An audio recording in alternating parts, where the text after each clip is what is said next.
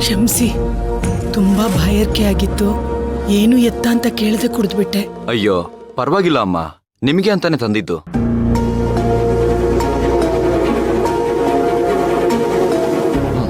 ಯಾರಪ್ಪ ನೀನು? ಬನ್ನಿ. ನಾನ್ ಗೊತ್ತಾಗ್ಲಿಲ್ವಾ?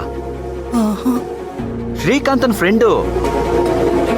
ಇಲ್ಲಿ ನಿಮ್ಮನ್ನ ನೋಡಿದ್ನಲ್ಲ, ನಾನ್ ಬೇರೆ ನಿಮ್ ಮನೆಯಿಂದಾನೇ ಆ ಕಡೆ ಹೋಗ್ಬೇಕಿತ್ತು. ಹಾಗೆ ನಿಮ್ಮನ್ನು ಬಿಟ್ಟು ಹೋಗೋಣ ಅಂತ ಬಂದೆ. ಬನ್ನಿ ಹೋಗೋಣ. ಆದ್ರೆ ಇದಕ್ಕಿಂತ ಮುಂಚೆ ನಿನ್ನ ನೋಡಿದ್ ನೆನ್ಪೇ ಇಲ್ವಲ್ಲಪ್ಪ? ನೀವು ಮರ್ತಿರ್ಬೇಕು. ಶ್ರೀಕಾಂತಂಗೆ ಪಂಕಜ್ ಯಾರು ಅಂತ ಕೇಳಿ ಹೇಳ್ತಾನೆ. ಪಂಕಜ? ಹಾ, ಬನ್ನಿ ಬನ್ನಿ, ನೀವು ಬನ್ನಿ.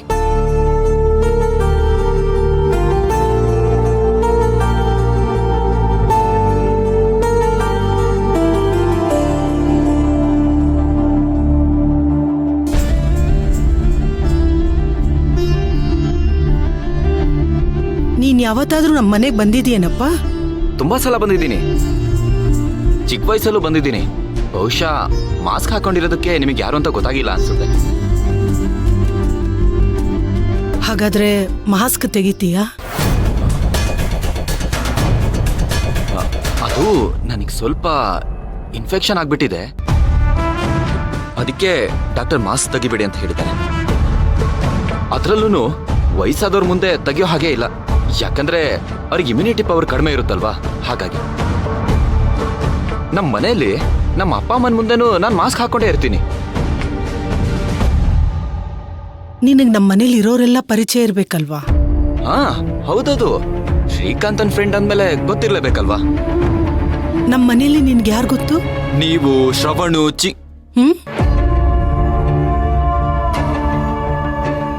ಹಾ ಅದೇ ಶ್ರೀಕಾಂತ್ ಅವರ ಚಿಕ್ಕಪ್ಪ ಚಿಕ್ಕಮ್ಮ.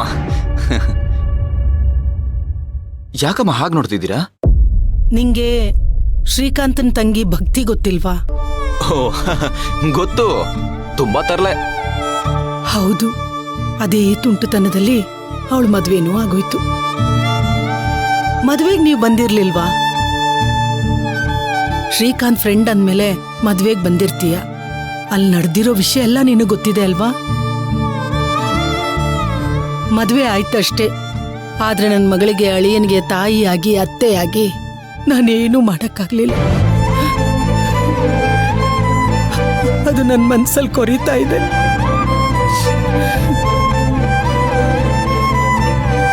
ನೀವು ಅಳ್ಬೇಡಿ ಅಮ್ಮ, ಎಲ್ಲ ಸರಿ ಹೋಗುತ್ತೆ. ಹೇಗ್ ಸರಿ ಹೋಗುತ್ತೆ ಅನ್ನೋದೇ ಗೊತ್ತಾಗ್ತಿಲ್ಲ.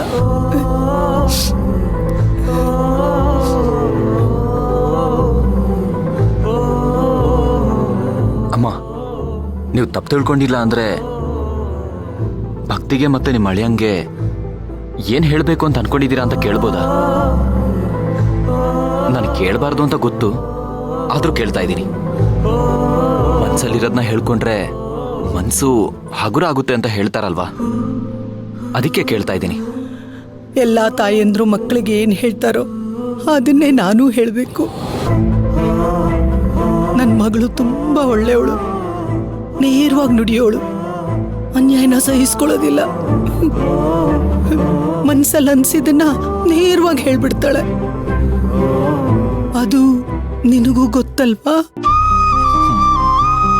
ಕೆಲವು ಸಲ ಹೆಣ್ಮಕ್ಳು ನನ್ ಮಗಳ ತರ ಇರ್ಬೇಕು ಅಂತ ಅನ್ಸಿದ್ರು ಅವಳು ಮುಂಗೋಪನ ಹೆತ್ತೋರು ತಡ್ಕೊಳ್ಳೋ ಹಾಗೆ ಬೇರೆಯವ್ರು ಸಹಿಸ್ಕೊಳ್ಳೋದಿಲ್ಲ. ಅದಕ್ಕೆ ನನ್ನ ಅಳಿಯನ ಹತ್ರ ನನ್ನ ಮಗಳು ಜಗಳ ಆಡಿದ್ರೆ, ಕೋಪ ಮಾಡ್ಕೊಂಡ್ರೆ ಅದನ್ನ ಮನಸ್ಸಿಗೆ ಹಚ್ಕೊಳ್ಳದೆ ಅವಳನ್ನ ಕ್ಷಮಿಸ್ಬಿಡಿ ಅಂತ ಕೈ ಮುಗಿದು ಕೇಳ್ಕೋಬೇಕು.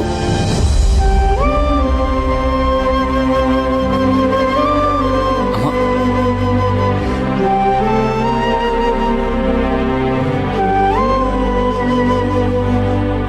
ಕೈ ಮುಗಿದ್ರೆ ಚಿಕ್ಕವ್ರಿಗೆ ಒಳ್ಳೇದಾಗಲ್ಲ ಅಂತಾರಲ್ವಾ, ಅದಕ್ಕೆ ಕೈ ಹಿಡ್ಕೊಂಡ್ಬಿಟ್ಟೆ.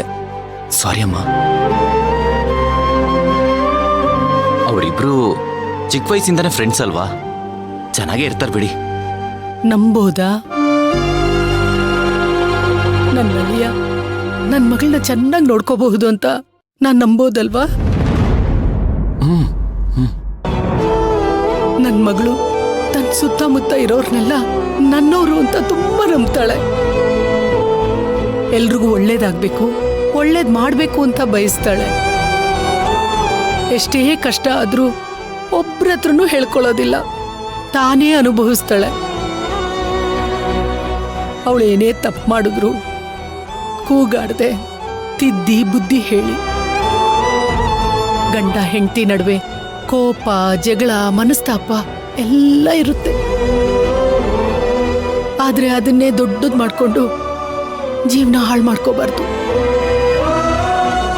ಏನೇ ಕಷ್ಟ ಬಂದ್ರು ಸುಖ ಬಂದ್ರು ಇಬ್ರು ಸಮನಾಗಿ ಹಂಚ್ಕೊಂಡು ಕಣ್ಣಿನ ರೆಪ್ಪೆ ತರ ಒಬ್ರನ್ನೊಬ್ರು ಕೊನೆ ತನಕ ಕಾಪಾಡ್ಕೋಬೇಕು.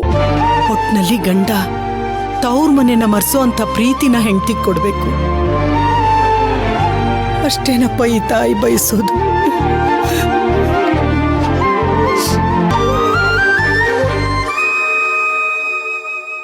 ನಿನ್ ಸ್ವಾರ್ಥಕ್ಕೆ ನಮ್ಮನ್ನೆಲ್ಲ ಬಲಿ ತಗೊಂಡ್ಬಿಟ್ಟಿಯಲ್ಲೇ. ಆ ಸುಖದ ಸುಪ್ಪತ್ತಿಗೆಯಲ್ಲಿ ತುಂಬಾ ನೆಮ್ಮದಿಯಾಗಿ ನಿದ್ದೆ ಬರ್ತಿರ್ಬೇಕಲ್ವಾ ನಿಂಗೆ? ರಾಗಿಣಿ,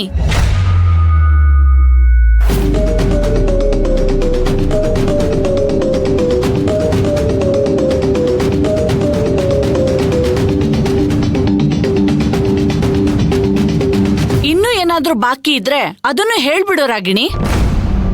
ಪೂರ್ತಿ ಎಲ್ಲ ಕೇಳಿಸ್ಕೊಂಡು ನಿನ್ ಪ್ರಶ್ನೆಗಳಿಗೆಲ್ಲ ಭಕ್ತಿ ಪರವಾಗಿ ನಾನೇ ಉತ್ತರ ಕೊಡ್ತೀನಿ. ನಾನೇನು ಇಲ್ದೇ ಇರೋದನ್ನ ಹೇಳ್ತಾ ಇಲ್ಲ ಚಿಕ್ಕತ್ತೆ, ಇರೋ ಸತ್ಯನೇ ಹೇಳ್ತಾ ಇದ್ದೀನಿ. ಅದೆಲ್ಲ ನಿಜ ಆಗಿರೋದಕ್ಕೆ ತಾನೇ ನಿಮ್ ಮಗಳು ಮೌನ ಗೌರಿ ತರ ನಿಂತಿರೋದು. ನಿನ್ ಬಾಯಲ್ಲಿ ಯಾವತ್ತಾದ್ರೂ ಸತ್ಯ ಅಲ್ಲಲ್ಲ ಸುಳ್ಳು ಬರುತ್ತಾ? ಸತ್ಯದ ಇನ್ನೊಂದ್ ಹೆಸರೇ ರಾಗಿಣಿ ಅಲ್ವಾ?